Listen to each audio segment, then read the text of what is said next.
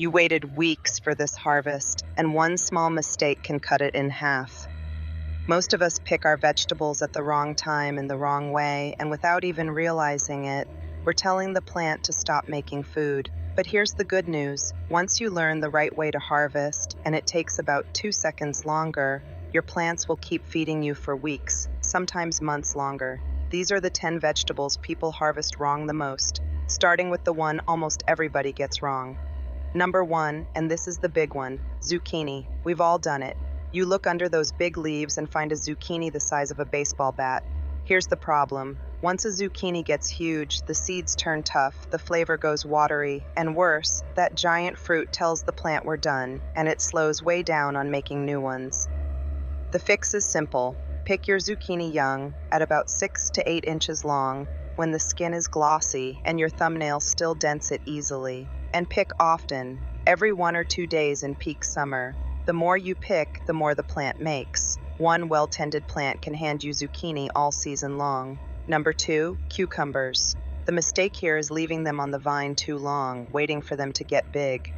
But a cucumber that turns fat and yellow is bitter, seedy, and, this is the important part, a single overripe cucumber left on the vine tells the whole plant to stop producing. So check your vines every single day in summer. Pick cucumbers young and firm, when they're a nice deep green, before they bulge. Snip them off rather than tugging, so you don't damage the vine. Keep them picked, and a healthy cucumber plant will keep pumping them out for weeks.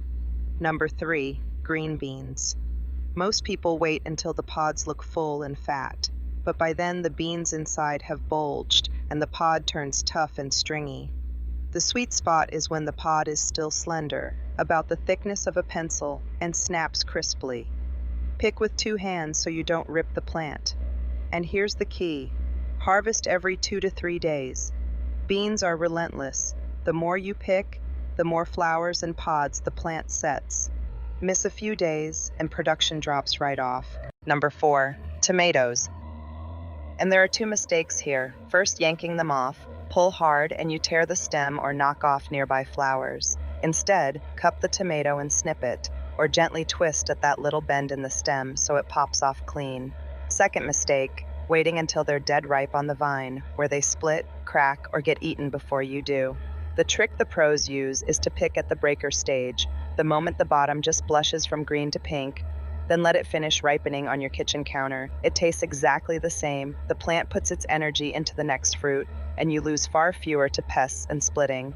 Number 5, lettuce and salad greens. The mistake is pulling up the whole plant. One harvest and it's gone. Instead, use the cut and come again method. Take only the outer leaves, snipping them at the base, and leave the small center leaves and the crown untouched. That center keeps growing, and in a week, you're back for more. Harvest in the cool of the morning when the leaves are crisp and full of water, and 1 row of lettuce will give you salads for a month or more instead of a single dinner.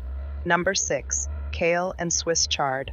Same idea, and people get it wrong all the time.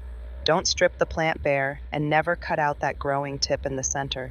Take the lower, outer leaves, the biggest ones, and always leave at least 5 or 6 leaves in the middle so the plant can keep growing from the top.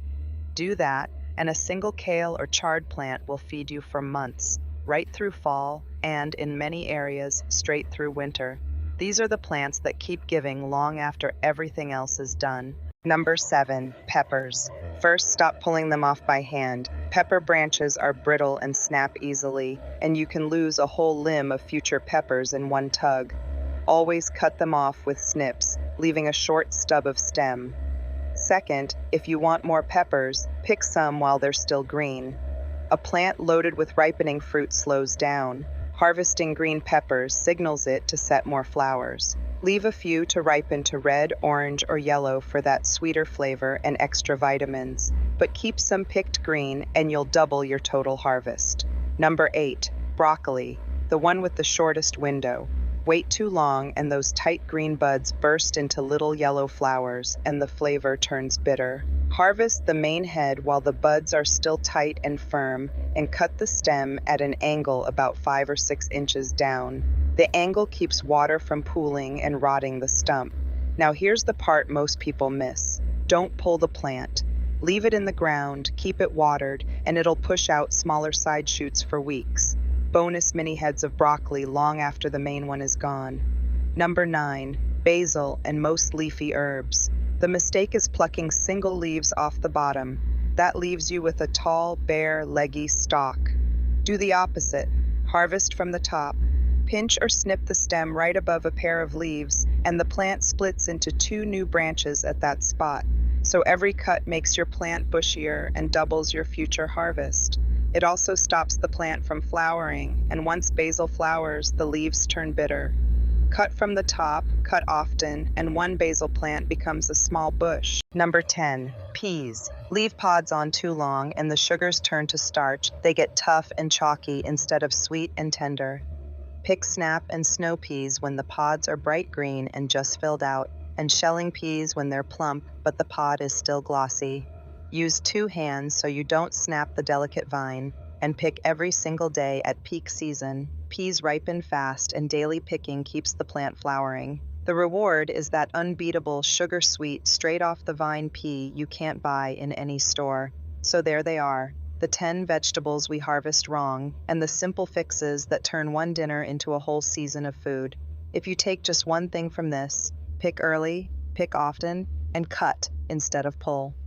Your plants will thank you by producing more than you know what to do with. If this helped, subscribe.